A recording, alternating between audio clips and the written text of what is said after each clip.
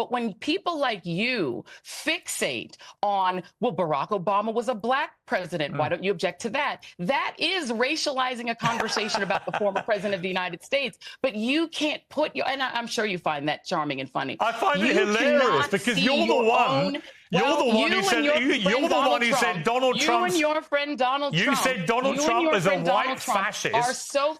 He is a well. I agree with Mark Obama did the same thing. Last time I checked, is I'm not allowed black. to mention his skin color. With his. That's former MSNBC lunatic Joy Reid squirming after Piers Morgan asked her a basic question. If deporting people is so problematic, why didn't you say a word when Obama did it at record levels? Welcome to Nerk News, I'm Nerkish, and it looks like Piers Morgan just dismantled every pillar of Joy Reid's fake woke persona. Because when you build your brand on outrage and double standards, someone eventually holds up a mirror. You know, she's been skating by on media privilege for years, but this time it blew up in her face. I mean, Morgan came loaded with facts and all she had were excuses. Here's Piers confronting Reid on her selective outrage over deportations under Trump versus Obama. Do you know how many people Barack Obama deported in 8 years? I'm sure you're going to tell me. Well, why don't you guess? I don't know and don't care. Well, you hang tell on, me. hang on. You don't know and you don't care. You've just given me... Because it's not the issue. You're trying to make the issue the southern border. Joy. You've just given me... Joy. Joy. The point is... Joy. You've just given me... Joy. was not dragging women and let me finish. You've just... nursing babies apart and taking... Joy. You've just given me... I'm sure going to tell me it's your main issue. You've just given me but it's not my main issue. My main issue is that what we're seeing... I'm trying to finish my sentence. You've just given me a lengthy monologue attacking Donald Trump's aggressive deportation policy.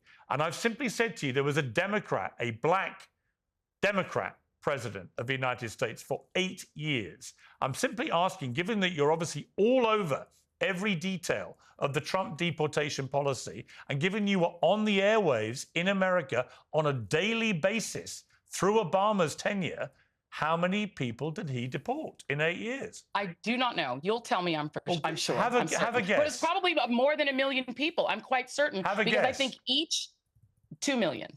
Right, it was 3 million. Okay, and your point being what? My point being, are you as shocked by that as you are claiming to be by Trump?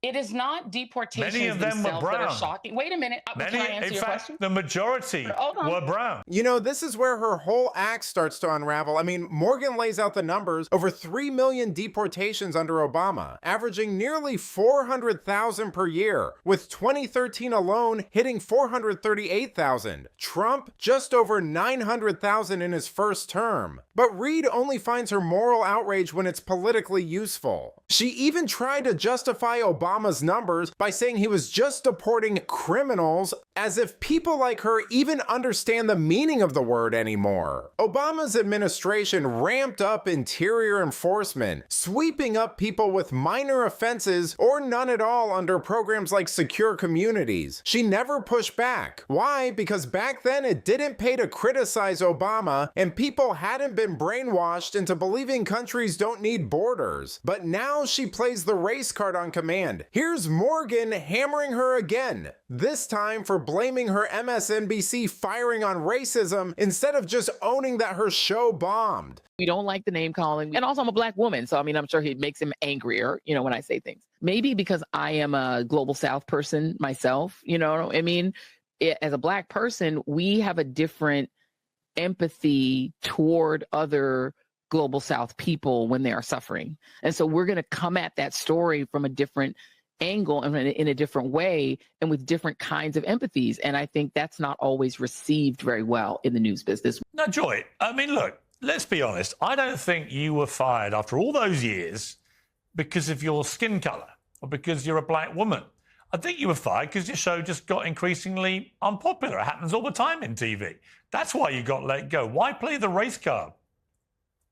First of all, I love the fact that your play the race card is your version of the race card. You literally are so fixated on trying to racialize conversations with me, Piers, that I find it actually quite charming. You racialize more conversations in your tenure at MSNBC than any host in history. All right, Mark, because this is your shtick, and I get that this is your shtick. You racialize everything, Joy. Come on. I get it. I understand this is your shtick, Piers. And listen, game recognizes game. I get this is it's your not game. my shtick. And the bottom line, it was your shtick. It is your shtick, and everyone knows that it is. Piers, we people got bored with it. And it is so interesting to me that you yourself, as a white European, find that when people of color talk about race, that you believe is racializing conversations. But when people like you fixate on, well, Barack Obama was a black president, why don't you object to that? That is racializing a conversation about the former president of the United States. But you can't put your, and I'm sure you find that charming and funny. I find it hilarious because you're the one. Okay. So I happen to agree, and I know this is what it's important to you, with two very white gentlemen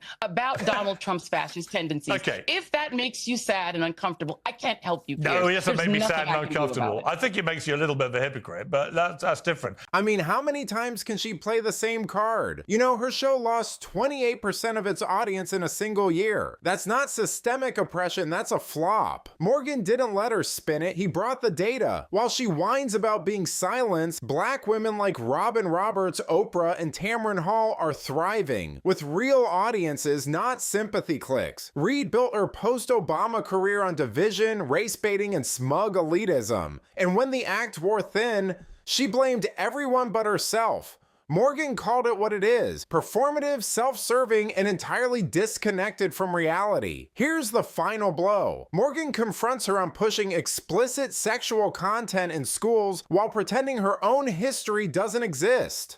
Have you watched Brokeback Mountain? No.